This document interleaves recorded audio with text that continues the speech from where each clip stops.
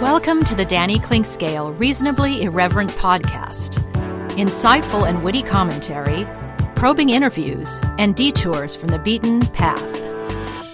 Welcome to Danny and Stan's Football Weekend. A little tear in the eye as we will be adjourning after football is over now until next fall, and we hope everything will be a little more normal then. Our thanks to NoNonsenseHealthcareNinja.com for sponsoring this fine broadcast for all of the football season, and we look forward to just turning the page to Danny's weekend sports wrap. So that will be coming up starting next Monday, and of course we'll probably visit with Stan every now and then when things warrant. But certainly the Super Bowl went the way that nobody thought. There is nobody, I don't think, in the world who predicted this. There are a few people, like Bill Cowher, who picked the Buccaneers to win the game. Not many people did. I didn't. I picked the game to be close. Many people were scoffing at me. I did say on Seren Petro's show Friday on the program that I hope the Chiefs aren't as confident as their fans are, because they'll be overconfident, because I don't think anybody expected anything close to this. But we got it, and we will delve into it with Stan Weber and try to find out some of the reasons he thinks all of this went on and what it means for the future of the Kansas City Chiefs, as well as the Chiefs fall with a thud in the Super Bowl as they're beaten by Tom Brady, the GOAT, 31-9, not scoring a touchdown. Amazing. All that with Stan Weber coming up next on Danny and Stan's Football Weekend.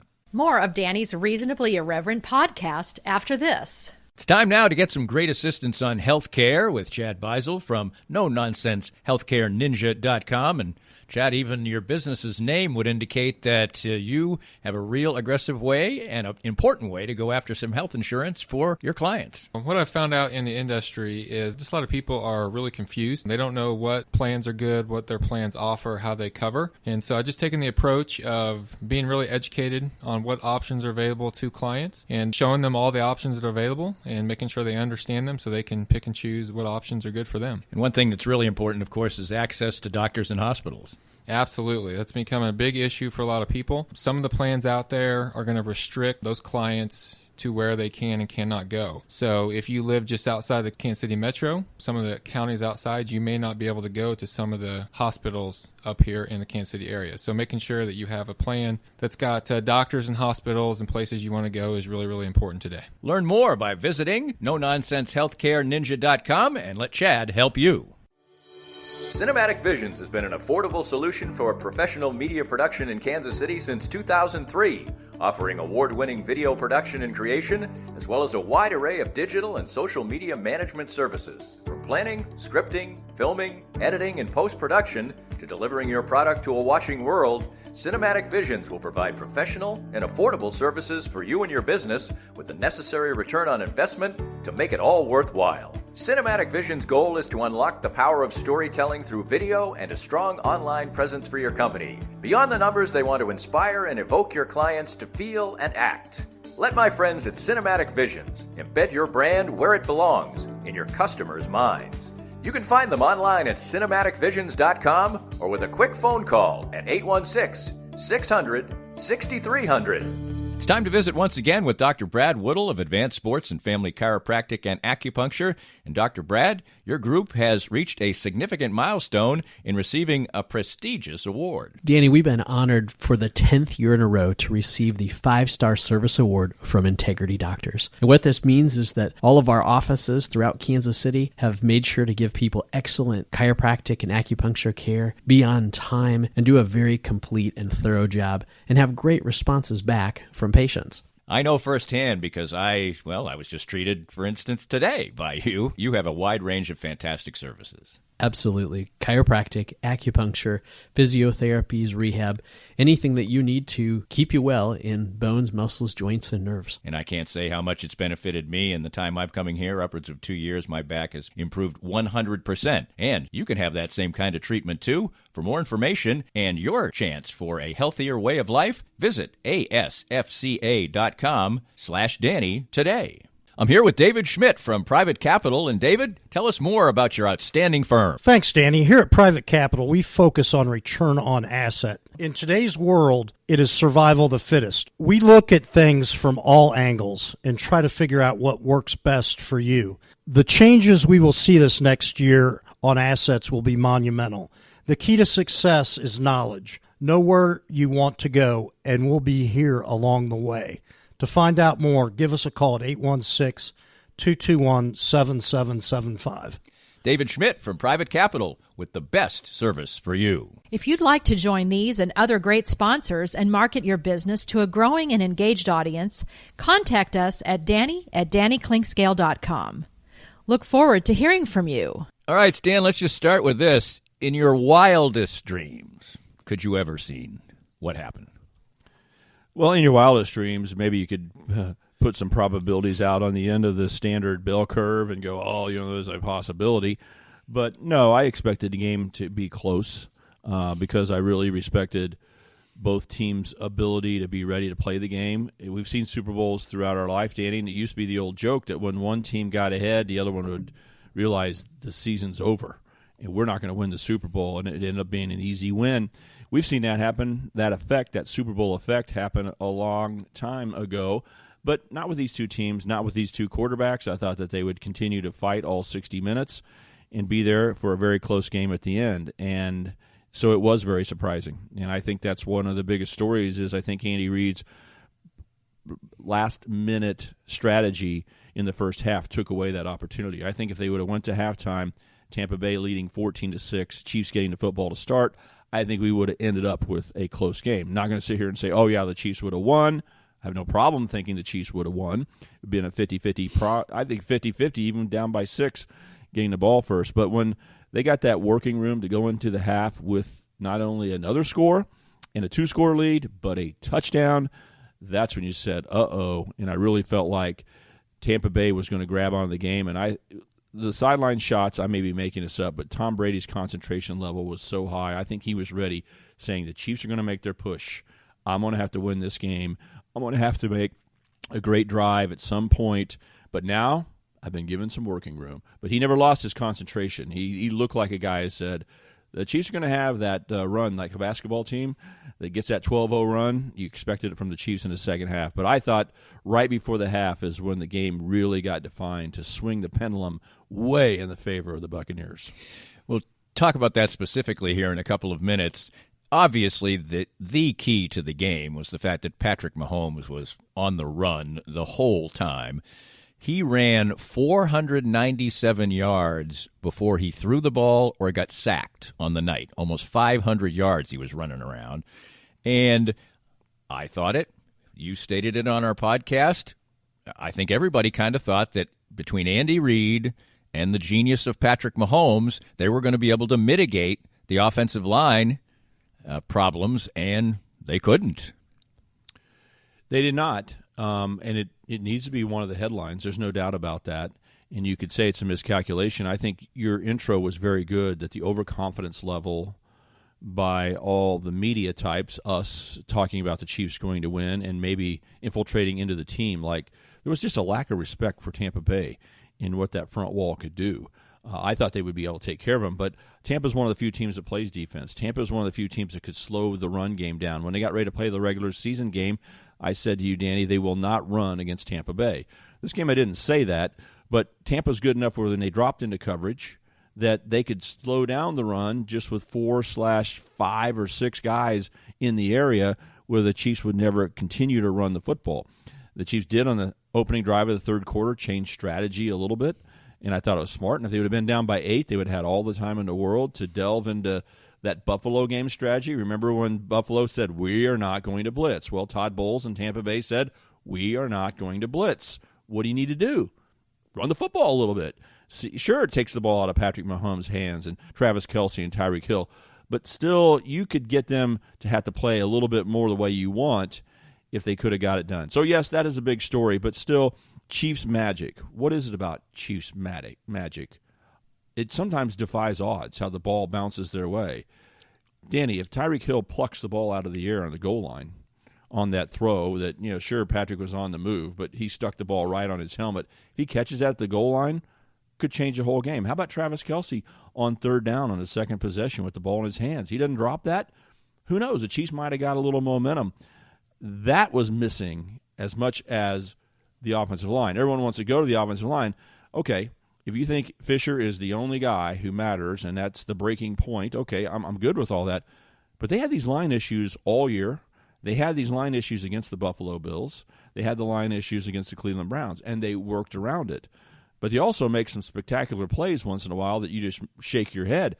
If Tyreek Hill makes that catch, the game could have changed completely. The magic was not there, in addition to not being able to stop the pass rush. I thought they would have had some answers, but the Chiefs didn't do it. And then, Patrick Mahomes says we weren't on the same page. Even the pass downhill to Mecole Hardman, because everyone was on Tyreek Hill, he had that opening. How many times have you seen the Chiefs, Danny, with that 17-yard throw on the run go, oh, crap, how did he get that wide open? If they would have connected on that play, something good would have happened. I think the Chiefs, they're not a perfect team. They got to wait for their momentum swings, and then they overwhelm you. And then once Andy gets where he gets you going, then he goes, oh, that's going to be your next move, and suddenly he's like a chess master. They just never hit their stride. And I was disappointed they didn't at least have patience enough to say in the second half, we're going to find our time. And they didn't get it done. So, yeah, you can talk about the offensive line, and a lot of people just say end of game. Not for me. Not for me at all. There's way more factors. The punter just totally losing his head and shanking punts. The Chiefs being on edge mentally. They were on edge against the Bills. They punked the Bills. Again, they were on edge and getting penalties this time. Tyrann Mathieu's never been beaten in a game. He's my guy, right? I mean, I brag about him. Tom Brady was way better than Tyrann Mathieu was. That one interception was awesome, but other than that, where was he? He wasn't making plays. So there's a lot of things about the game that I think you have to take into account. And my headline isn't offensive line, offensive line, offensive line. My headline's Tom Brady, Tom Brady, Tom Brady. That guy is a killer, and he just dictated the game. And you and I talk a lot about this. Who's going to invest in the run? Who's really going to believe in the running game no matter what? The Buccaneers. They'll pound the ball up the middle twice against the Packers to start the game. 3rd and 7. What are you going to do? And Tom Brady bails you out. They ran the ball against the Chiefs. They kept pounding at them, and suddenly they finally opened up a wound. Someone finally ran the ball against the Chiefs, took time off the clock, dictated the game. But most importantly, 70% of Tom Brady's passing plays were play action. And so they were dictating to the Chiefs only because they invested in a run. If the Cleveland Browns would have invested in the run in the first playoff game, people want to run me over for saying this, the Chiefs might have lost that first playoff game to Cleveland. But Tom Brady, Gronkowski, these are superstars that are Super Bowl level superstars, and you mess with them, especially poking them right before the half and saying, oh, you guys, you're going to be conservative. You don't want to go try to score on us. I just think before I talk about the offensive line for the Chiefs, I'm talking about Tom Brady and what Tampa Bay did. They seem to have a really great scheme to me. And maybe I haven't watched Tampa Bay enough, but when we watched them early, they clearly decided in this game they weren't going to go no biscuit. They were going to use the screen game, use the play action. But they ran a lot of drag patterns that were short, where one receiver was preceding another. And whether it was a rub and they did it the right way, like Mike Evans is good at it, he didn't make contact with the other player. But whether it was just a receiver in front, like 5 yards in front of the man who would get the ball, who was taking the defenders away, that was really effective on 4, 5, 6 occasions. Yeah, because, again, it's overwhelming to see the pressure that Patrick Mahomes had. But early in the game and going into the game, one of the last statements I made is Tampa Bay better be just as worried about getting pressure on their quarterback because he's sitting in one spot. The Chiefs will bring the heat. Who got sacked first in the game? Brady. Right. Brady got sacked on one of the first 2 series. So I think they felt like they were playing with dynamite. Be careful. And I'm not sure the Chiefs ever respected Tampa Bay with the same level. Again, this is super strategy where they go, the Chiefs could haunt us. They could sack us. They could bring blitzes. Let's expect them to bring the heat. We better run the ball and settle things down. We better run the ball. Even if you have to punt on the first 2 series of the game against the mighty Chiefs, and now you're looking as the first quarter is unfolding, weren't you sitting there, Danny, going, and the Chiefs get the ball to start the third quarter. Wow, if they're the first to score, they were 3-0. This could easily sequence to a 10-0 lead, and then the Chiefs get the ball to start the second half, and they just pull away in this game.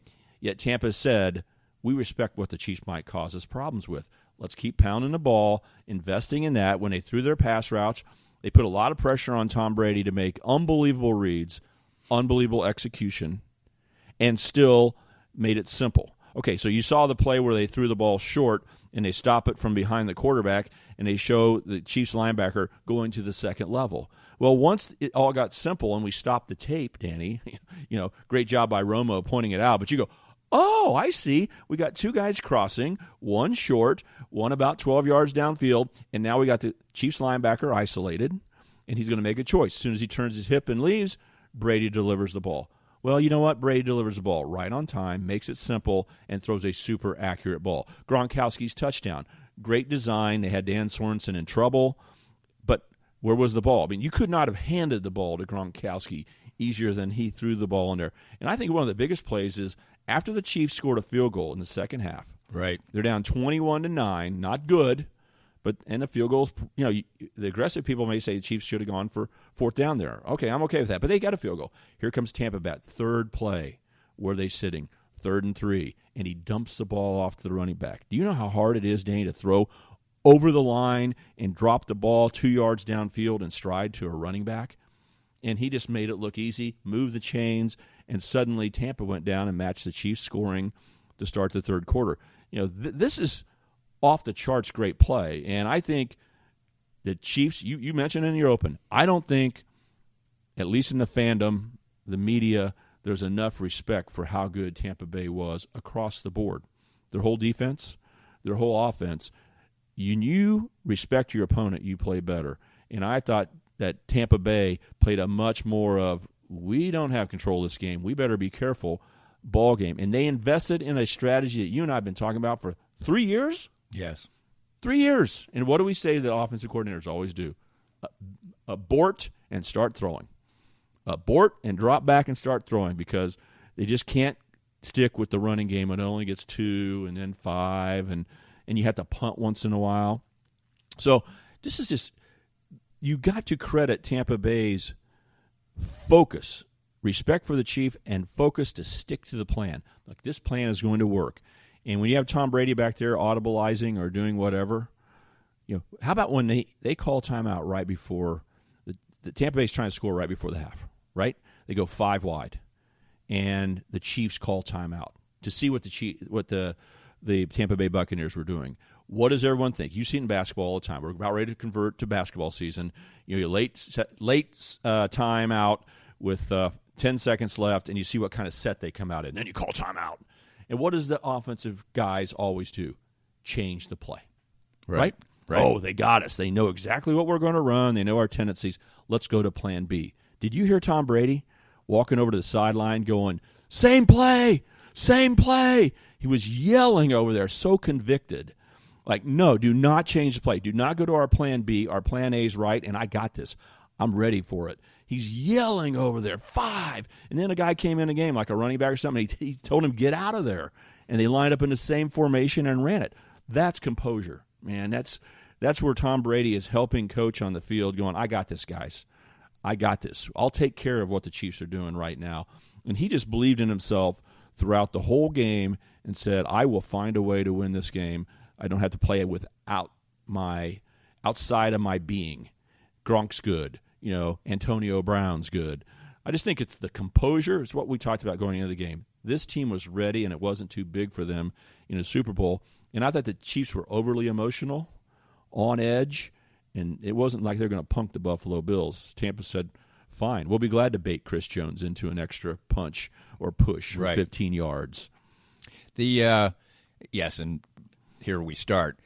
Anybody listening to this who's a Chiefs fan is going to kill me if I don't mention the penalties. Mm-hmm. And there were a couple of fairly dodgy penalties, there's no doubt. But the long pass interference on Mike Evans, that was pass interference. I mean, I'm sorry, but it was. No, it may not have been. But their feet tangled first. And when your feet tangle, it's not pass interference. But he pushed his butt too. So the second act was definitely right. Yeah, that was pass interference. But the question I don't know about the rules, Danny, when their feet tangled, if Evans would have gone down, then it's not a penalty. But it seemed like he fought through it and took another step or two, and then got wiped out from behind. Right. So, but I guess my whole thought is that the Chiefs had a quarterback who had a 55 rating. Brady was 125. Both of their running backs went for over 5 yards a carry. Patrick Mahomes was getting tortured the whole game. I really don't want to hear about the penalties. Now, if they sequence a little differently, it didn't seem to me like the Chiefs, no matter what happened, were going to pick up momentum. They stop them on the goal line, and what are you thinking then? 99. We're going. Jim Nantz even brought it up. Never been a 99-yard touchdown. And they make a first down. I'm like, okay, here we go. The Chiefs are going to. This is where it's going to turn. No, one series later, they're punting. I mean, it just seemed like Tampa had all the answers. So, is it frustrating if there's a call or two? Like you said, though, the Chiefs were on edge. One of the bigger penalties was offside, lining up at the neutral zone. What a horror show for Chiefs fans to have that happen, to turn a field goal that was made into a touchdown. And so, how much? I guess could have been after 10-6. After all that diatribe for me, what did you feel like the impact of the penalties was? Well, as a Chiefs fan, you've got to wave your arms and discuss and talk about the officials, because it was a factor, and the timing of it was bad. Like on the interference call, turned what we thought Andy Reid baited Tampa Bay into going for a field goal, not a touchdown. Okay, but then the long pass interference play. But, the lining up offsides was ridiculous. The holding call on the punt, the punter dropped the ball, could get it blocked. I mean, is that the officials ripping off the Chiefs, calling holding right there? No. At the end of the first half, you can say Tyrann Mathieu got a penalty. That adds 15 yards to the defensive penalties. It didn't matter. There was no time left in the half. That didn't cost the Chiefs. When he grabbed in goal line, when he moved it down to the 1 yard line, you could say that's uncatchable. Okay, I have a little time to think about that. But he totally grabbed. They were on the run. They played so physical in the Buffalo game and got by with it.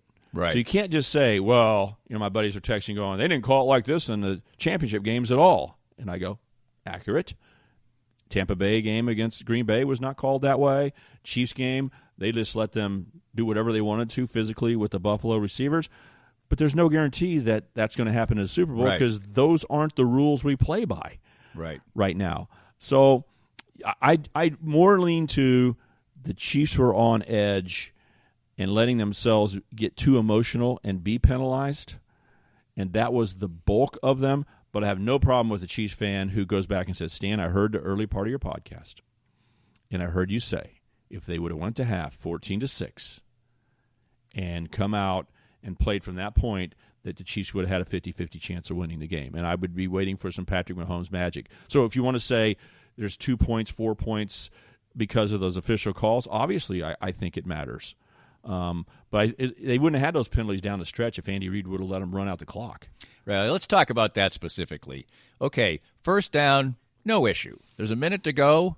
Tampa looks like they're ready to just throw up the white flag, and to their credit, they threw on second down. But so no issue with the first one. But once they get 8 yards, Brady's, he's the man at converting third down and short. I can't believe they called the second one. I mean, that was unbelievable. Yeah, that's just the one that's unacceptable. Is that another indication of what you were talking about not respecting the opponent quite enough? Or was it panic on Andy Reid? Certainly at 14-6, it's a one-score game, but the game felt a little different at that point in time. So just go through it for me. Well, I don't go down the panic side at all. I just don't. It doesn't pop in my mind. I've heard other people saying that already. What was it? What did you think at halftime last year when the Niners were playing the Chiefs?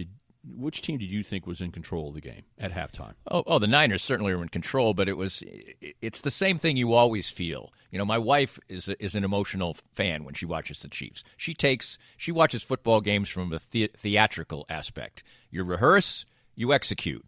What are they doing out there? She must have said that 30 times during the game.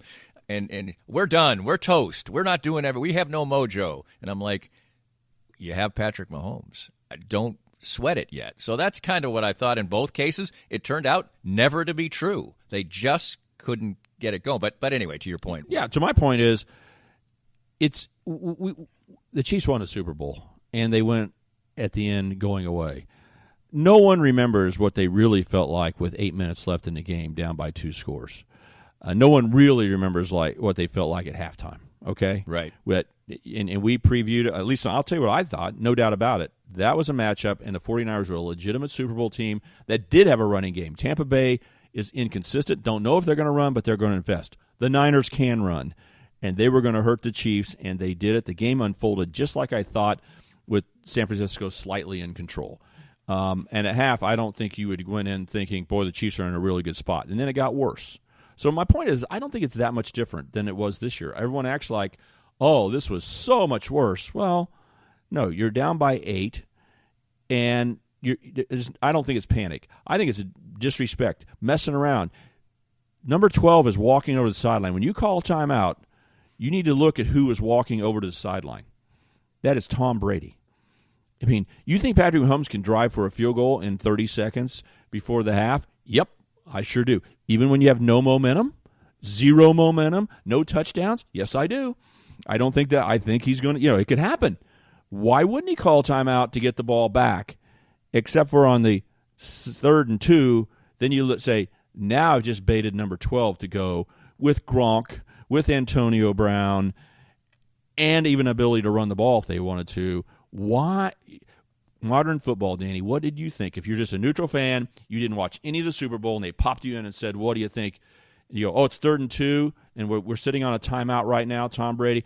I think the likelihood is very high that the Buccaneers are going to score. This is modern football. It's more than likely that they're not only going to make the 3rd down, as they're going to blow through and kick a 50-yarder. I mean, at least, right? He turned the probability so far in the favor of Tampa Bay. This is not 1985 where you go, oh, they might make the 3rd and 2, but we'll stop them on the next set of downs. No, if Tampa Bay gets a first down on 3rd and 2, they're going to go down and score. I mean, did you ever think, oh, we'll catch them on the next down if we don't get it on the 3rd? We'll stop them?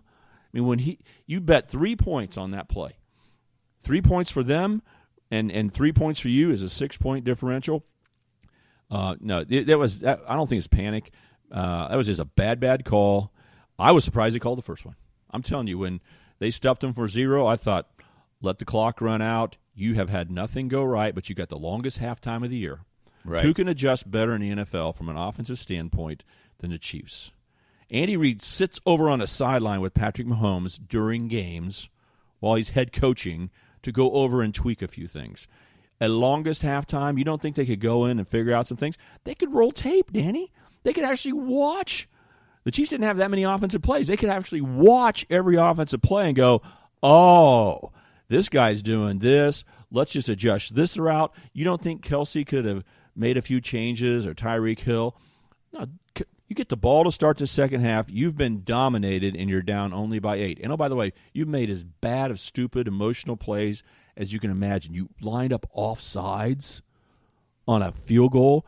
Your punter dropped a snap and shanked a 25, 30-yarder. Yeah, he had 2 of them. 2 of them? Come on, Danny.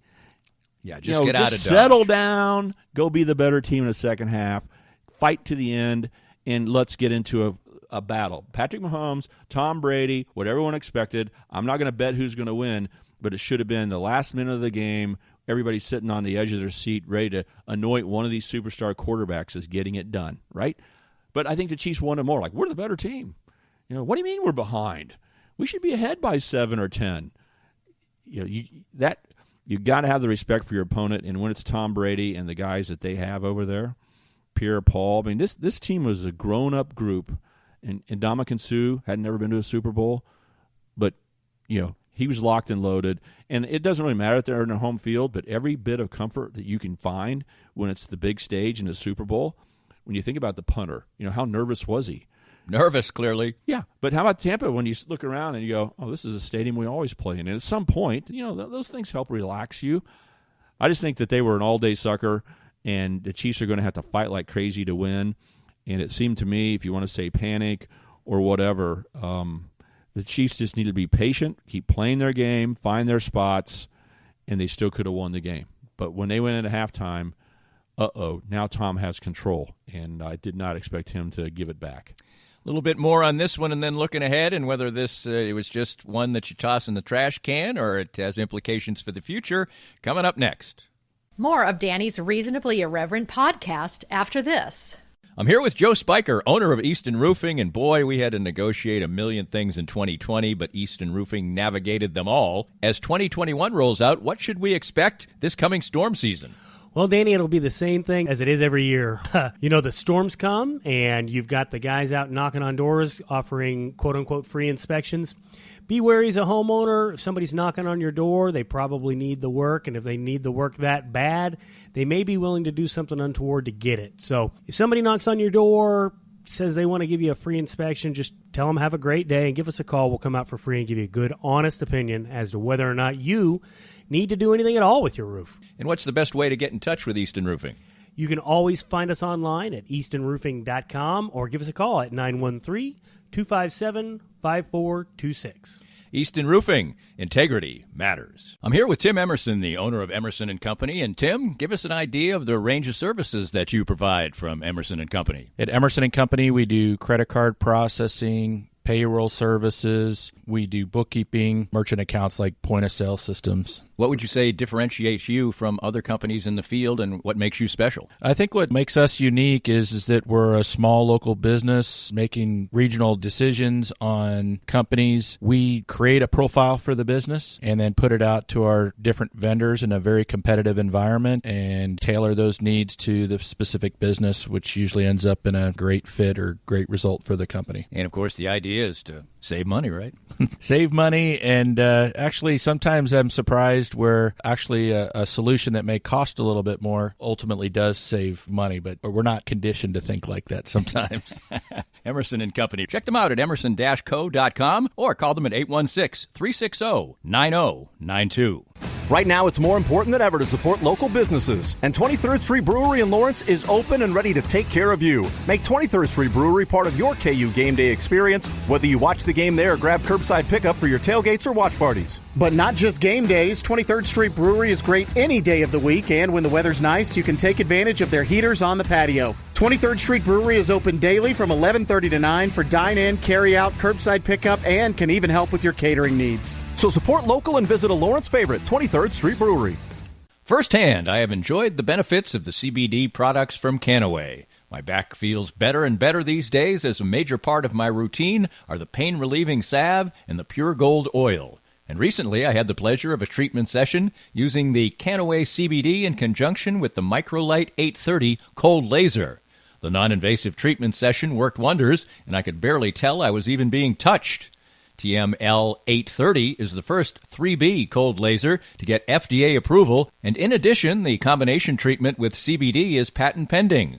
The new smart laser is the only hands-free cold laser in the world and is used by athletic trainers, chiropractors, MDs, physical therapists, and veterinarians everywhere. You can learn more about all the great benefits from the complete line of Canaway CBD products by contacting my friend Sherry McCants at 515-208-6312. That's 515-208-6312 to get outstanding information about Canaway. If you'd like to join these and other great sponsors and market your business to a growing and engaged audience, contact us at Danny@DannyKlinkscale.com. Look forward to hearing from you. We're back with Stan, breaking down the Super Bowl. Certainly not what anybody would have thought. Certainly not what Chiefs fans would have thought. A malaise over Kansas City. Everybody freezing to death today and miserable from yesterday and today. As my wife said midway through the fourth quarter, well, at least the salmon dip I made was good. So anyway, and it was. I wish you would have brought it over to my house so I could have checked at least one thing. And it was good. Let's talk about, as the game goes on and on, you just figure somehow they're going to figure it out. Todd Bowles played more double deep safety than he has in 5 years as a defensive coordinator. What was it exactly that they were doing? Now, they have some... Who's 45? What's his name? The guy from LSU. He's a fabulous player, the linebacker. I mean, it's not just schemes. Devin White. Yeah, Devin White. It's not just schemes, it's guys. I mean, he was really up to the task of guarding Travis Kelce, even though Kelce ended up having a good game, most of it in garbage time. But what exactly was Todd Bowles rolling out there, and why? Andy Reid's the master of seeing what you're doing and then making adjustments to it, and the Chiefs never did. It never got better. I think Tampa Bay built off certain things. Number one, having played the Chiefs before, they understood what fast looked like. They understood what Travis Kelce's moves over the middle look like. It's just totally different when you're out there on the field with superstars, Danny, than just watching it on tape. I thought it was a big advantage for Tampa Bay to say we know what we're dealing with here. Okay, number one. Number two, they had gotten better and worked in a more coordinated way as a defense all year long. Since the Chiefs had played them the last, they finally came together. They've actually become a very good red zone defensive team. In fact, I proposed to you Green Bay would have been in a Super Bowl if Tampa wouldn't have played great red zone defense against the Packers. That was the difference.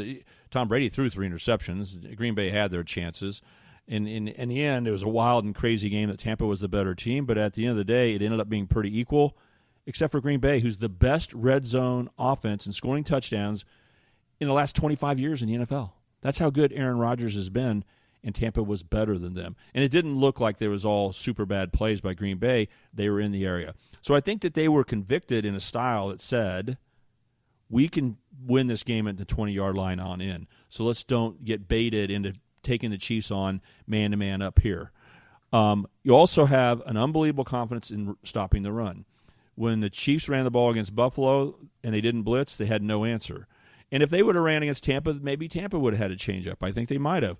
But Tampa kept saying, we aren't going to get killed by Mahomes scrambling for first downs, and we're not going to get killed by them running the football because our linebackers are fast, smart, and our front four is really good. They're a good run defense. So let's give up something on the run defense, and let's just emphasize the pass defense. They had a free safety lineup starting, 25 yards back? I mean, not only did they say you're not going to beat us deep, the visual plane is intimidating to an offense and an offensive coordinator. And when you look back and go, we're not throwing over the top of that guy. They never threw the ball deep all day. Yeah. Not, there were a couple where Mahomes was flushed out and he flung it down the field and almost miraculously made a couple of plays. But they never had a play where they went deep the whole game. Yeah, so people would say, he didn't have enough time in the pocket. That's how they're going to explain the whole thing. But I think it matters that they had one safety start a million miles back there, and then they were dropping others. And then giving 2 weeks preparation is really helpful. Their underneath coverage was awesome. Yeah. Those linebackers are really, really good. And then the other safeties. So the guys made an umbrella deep. 2 to 4 of those guys were way, way back there. But when they worked with their double teams and stuff, their inside guys, the underneath side of those is really where you get burned. How often do you see a Patrick Mahomes have a Kelce double team and then he just fires the ball over the shoulder of the guy who's not looking and Kelce makes an easy catch and then the safety runs up and tackles him. How did he get the ball in there? Well, the underneath coverage, if they're not really good, it doesn't matter what the umbrella does. It only stops the bombs. It doesn't stop the 10-yard routes, the 7-yard routes, the 15-yard routes. But I think their underneath coverage was really good, that they were able to drop into their zones, get in the right hip pocket or in the leading shoulder of a wide receiver, and then or running back, whoever it was, or Travis Kelce, and see the ball as well. So their double teams were effective. They've improved at it. They've played the Chiefs before. They had 2 weeks' worth of preparation, and they dared the Chiefs to run the ball on them because no one hurts us running. So they're number one in the league in run defense. So right. So even if we're diminished run, we're as good as everybody else in the NFL. Right. And will Andy Reid really pound the rock? In the third quarter, he came out, but the Chiefs were a little bit behind. So I just think Tampa's defense deserved a lot more respect. They're one of the few teams in the NFL that do play defense. Don't tell me about New Orleans. Not impressed. Don't tell me about Buffalo's defense. Baltimore doesn't play any defense. Tennessee doesn't play any defense. All these AFC teams. Cleveland's very average. But they had Myles Garrett, and against the Chiefs' offensive line, they won some battles. Remember, we talked about this last week. The yards of error on average for Patrick Mahomes' passes in the 2 playoff games they won was 5 or less. less than every game except for the first game of the year. They were working around this offensive line. Now, how big a deal is Eric Fisher? Is he just the golden coin that when he went out, they made changes and it just became too much? I don't know. Or is Tampa's defense just better than Cleveland, better than Buffalo? You know what I'm saying? It's a whole step up for Tampa, and they deserve a lot of credit. They're a good team. When Tom Brady's hitting on all cylinders and Antonio Brown's out there joining him, they're on offense is not going to make mistakes, and defensively they're pretty good. So you should have gone into the game thinking, wow, this is going to be really close. I hope we win this Super Bowl. It'd be great if we did, but if we don't, that happens. Let's go. But that wasn't the mentality, man. It was anoint the Chiefs. Right. They're the better team. And I'm going to go back to it's hard to win 2 Super Bowls in a row. I'm watching the Seattle example as something to monitor. Okay, Danny? 13, they won a Super Bowl. Surprised Denver, beat the heck out of them in New Jersey in the Meadowlands. Next year, they were a better team. They were a better team, and Russell Wilson was really good. The defense was strong. Pete Carroll, legitimate coach, and they somehow lost the game to New England in the Super Bowl. Shouldn't have. Right. Just like the Chiefs should have won this year's Super Bowl. They were the best team on average. And then what happened to Seattle after that? Well, still got Pete Carroll doing a good job. Still got Russell Wilson maybe doing a good job. Better. And they haven't been to the Super Bowl since. Right. So it's not so much a prediction as much as it is let's don't take for granted that getting to the Super Bowl is easy. There's a lot of things that go into it, and winning it is another step. Big missed opportunity for the Chiefs. You got to win them when you go there if you want to be the greatest, and all those kind of things. But for us to, with a straight face last week, go, I remember how you opened it up. Well, Tom Brady has 6 Super Bowls. If Patrick Mahomes beats him in this one, there's a chance he may become the greatest quarterback ever because he might win 6. But if Tom wins 7, I don't think Mahomes is ever going to get there with only 1. What the heck? I just want to let's notch our expectations back a little bit and quit putting so much pressure on Patrick Mahomes and Andy Reid and act like they have to win the Super Bowl every year. It's okay to not be back in the Super Bowl for 3 more years. Still, you got a great program.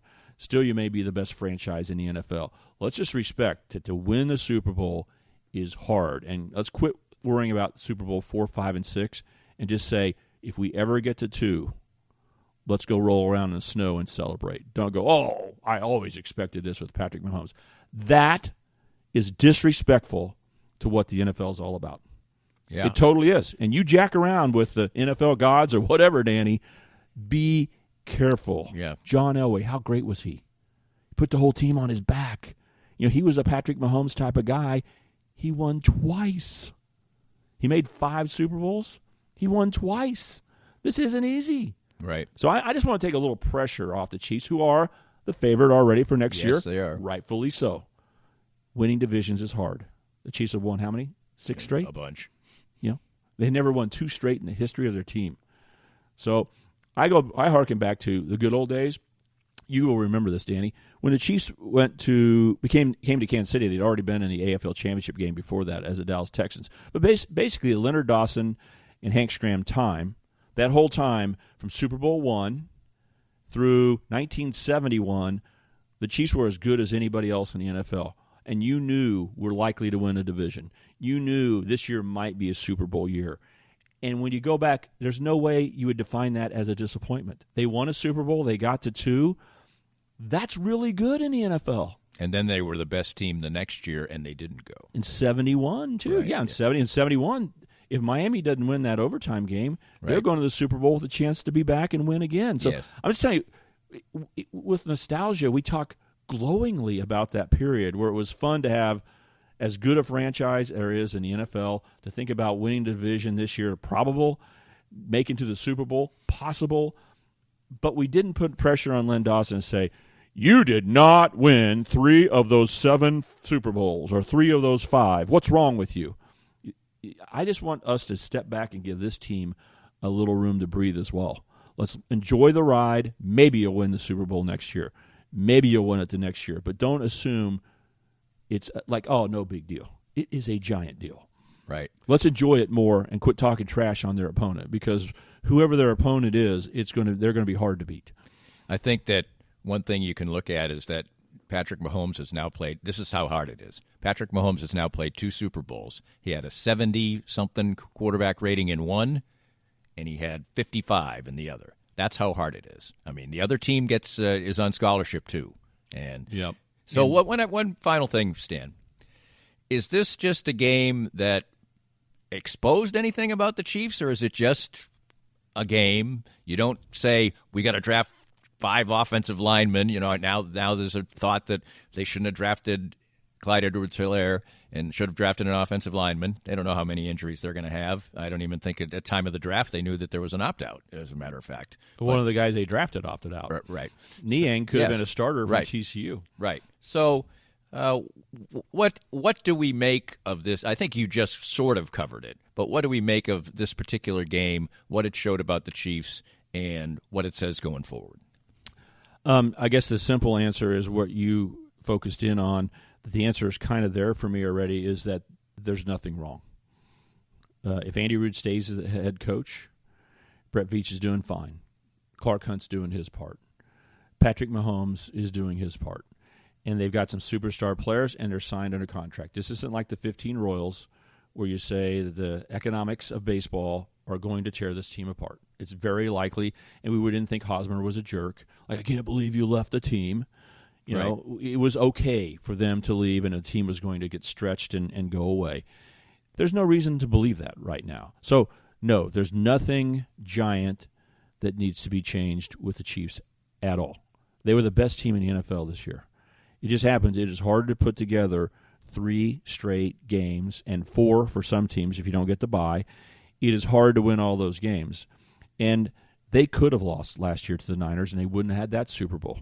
And rather than patting them on the back and act like they were so elite and so much better than everyone last year is a joke. It's not. The Niners were every bit as good as the Chiefs. They didn't win the Super Bowl. And Tennessee was dangerous and messing around with Houston and being as far as they were behind. This wasn't just the Chiefs imposed their will. We act like the Chiefs are so dominant that obviously they're going to come back and pound these teams. No, the differential in the NFL is very, very small. And so, no, the Chiefs are fine. They're fine to win the division. They're fine to win playoff games. They are fine to probably go to a Super Bowl. But if they don't even need to overreact next year. You don't win the Super Bowl every year. Last year they probably won one that I think it was a little bit ahead of time compared to where the Niners were. And this year they tripped up and didn't win a game they should have won. But you're dealing with Tom Brady. Right. I mean, Patrick Mahomes has lit it up. Maybe it's hard to think with the freezing cold day-to-day in Kansas City, just freezing our brain up. But how could you ever write a script differently overall than what Patrick Mahomes has done the last 3 years? It's unbelievable what he's done in 3 years. Yet in 2 of those 3 years, Tom Brady was a Super Bowl winning quarterback. Right. Whoa. Time out. Think about that for a second. These are Patrick Mahomes' times, and Tom Brady won 2. So you're messing with something that is not going to be here 10 years from now. It's Tampa Bay. Don't think. Yeah. Well, you can't sign Tampa Bay up for a Super Bowl next year, even though they've got all the components. Right. It's very easily could have, you miss a field goal here, you lose a game. It happens. Yes. It's so sad. And to me, my criticism or pain for the Chiefs is you got to win when you get there because you don't get that many chances. You used to be a Dallas Cowboy fan. You have an appreciation. Right. I do. Jimmy Johnson's reputation is just like flawlessly off the board.